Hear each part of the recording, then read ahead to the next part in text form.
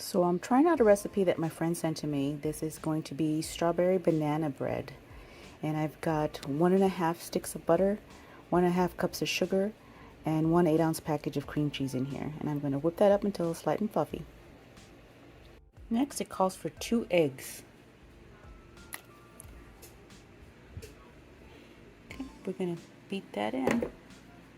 Okay, I've incorporated my eggs. Next, it calls for 1 cup of ripe bananas, and it's usually about 2 or 3. This one took 3.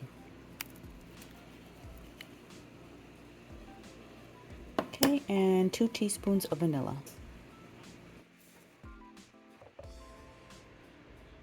1, 2. Next, I'm going to mix this by hand. I don't want to over mix it, so I don't need my mixer anymore. Okay, well, I have mixed this just to make sure that it's all blended. I didn't over mix. Next, I'm going to work on my dry ingredients.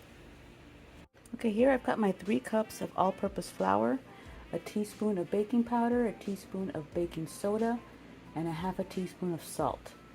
Now, if y'all remember from my past videos, I recommend that when you're measuring out your flour, you spoon it in to your measuring cup, and then with the back of a knife, you just level it off.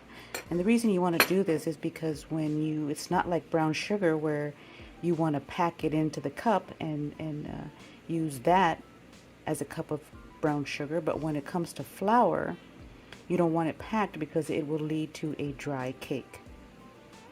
But on another note, if that does happen and you have a dry cake, I have the perfect solution, and I will teach you how to do that in one of my other videos. I know the recipe doesn't call for cinnamon, but I'm going to put some in anyway. Shh, mom's the word.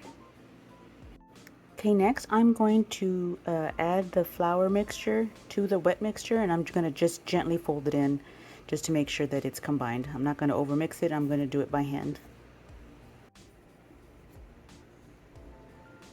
Just like so. It mixed very nicely. It's very thick, and it should be because this is going to be a bread. Now I'm going to gently fold in my coarsely chopped strawberries. Now, doesn't that look yummy? Of course, it's raw, not yummy to eat it like this, but you know what I mean. So I've got all the strawberries in here. So next I'm going to pour it into my prepared loaf pan, and this should be enough for 2.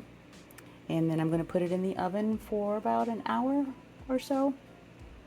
And my oven's preheating right now at 350 degrees. I will see you soon. Okay, they're all in their pans. So next I'm going to do is I'm going to sprinkle some granulated sugar right on top. And then I'm going to pop them in the oven. Okay, I just took these out of the oven, and oh my goodness, they smell so good. They were in there a couple minutes shy of 1 hour. I tested them with a toothpick, and they are done. I'm going to let them sit in here for like 15 minutes before I turn them over on a cooling rack.